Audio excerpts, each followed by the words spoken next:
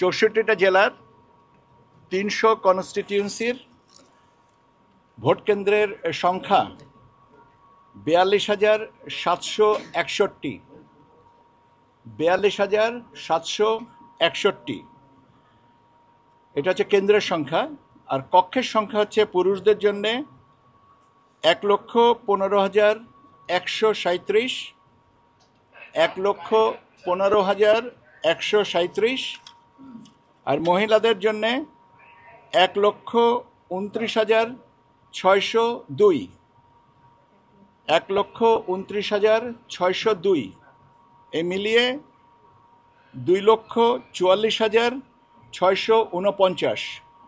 এই হচ্ছে আমাদের চূড়ান্ত ভোট কেন্দ্রের সংখ্যা। 2,44,649। এটা হচ্ছে মোট ভোট কক্ষ, পুরুষ মহিলা মিলিয়ে। অস্থায়ী কেন্দ্রের আমরা প্রাথমিকভাবে আমাদের এখন পর্যন্ত হিসাব হচ্ছে 14টা, এবং সেখানে অস্থায়ী কক্ষের সংখ্যাও দাঁড়াবে আপনার 12,000-এর মতন। এই হচ্ছে আপনার যেটা ছিল।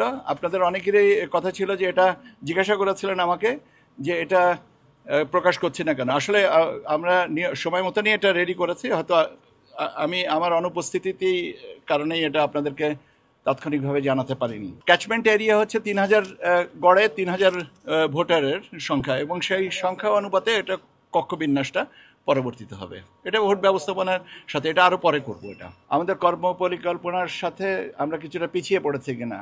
হ্যাঁ, একটা বিষয় আমরা, একটা না দুটো বিষয় আমরা এখন একটু পিছিয়ে আছে আমাদের কর্ম পরিকল্পনা অনুযায়ী।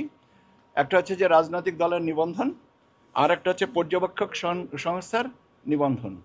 তো রাজনৈতিক দলের নিবন্ধনের ব্যাপারে আমরা অতীতেও আপনাদেরকে বলেছি যে 22টা যে রাজনৈতিক দলের আমরা প্রাথমিকভাবে আমরা মনে করেছি যে বিবেচনাযোগ্য, তাদের বিষয়ে বাড়তি আরও কিছু তথ্যানুসন্ধানের জন্য আমরা মাঠ পর্যায়ে কিছু তথ্য কালেক্ট করেছি, এবং এটা ইনশাল্লাহ এই সপ্তাহের ভিতরে আমরা কমপ্লিট করতে পারবো। আমরা কিছুটা পিছিয়ে আছি, তবে সে পিছিয়ে পড়াটা আমাদের জন্য তাগিদও আছে, কিন্তু দুশ্চিন্তাগ্রস্ত হওয়ার মতন কোনো কারণ আছে বলে মনে করি না। কেন, যতটুকু সময় আছে আমরা ইনশাল্লাহ সেটুকুতে কভার করে নিতে পারবো। আপনারা সহযোগিতা তো সবসময় আমরা পাচ্ছি এবং ভবিষ্যতে ব্যাপারে পাবো। পর্যবেক্ষক সংস্থার ব্যাপারেও তাই।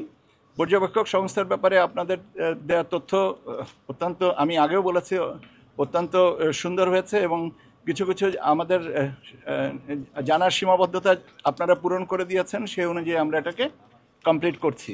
এখন কয়টা শেষ বিচারে কয়টা দাঁড়াবে এটা এই মুহূর্তে বলা সম্ভব হচ্ছে না। এটাও আমরা চেষ্টা করছি এই সপ্তাহের ভিতরে কমপ্লিট করে দেওয়ার জন্য।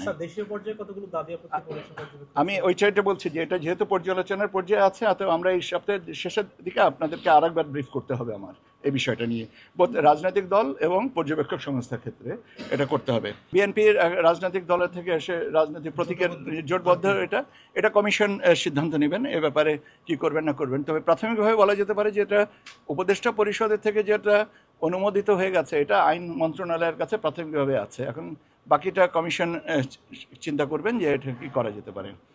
প্রতীক বরাদ্দের ব্যাপারটা যেটা আছে সেটা হচ্ছে যে আপনার যে রাজনৈতিক দলগুলোকে প্রাথমিকভাবে চিহ্নিত করে মানে মনে করি যে এরা নিবন্ধন পাওয়ার যোগ্য, তাদের বিজ্ঞপ্তি দিতে হবে। সেই বিজ্ঞপ্তির সময় তাদেরকে প্রতীক চিহ্নিত করেই বিজ্ঞপ্তি দেওয়া হবে। নায়াসিনামাইড ও স্যালিসাইলিক সমৃদ্ধ লিলি ফেস ওয়াশ, যা ফেসের ডেড স্কিন সেল দূর করে দেয় দ্বিগুণ ফাস্টার ব্রাইটেনিং।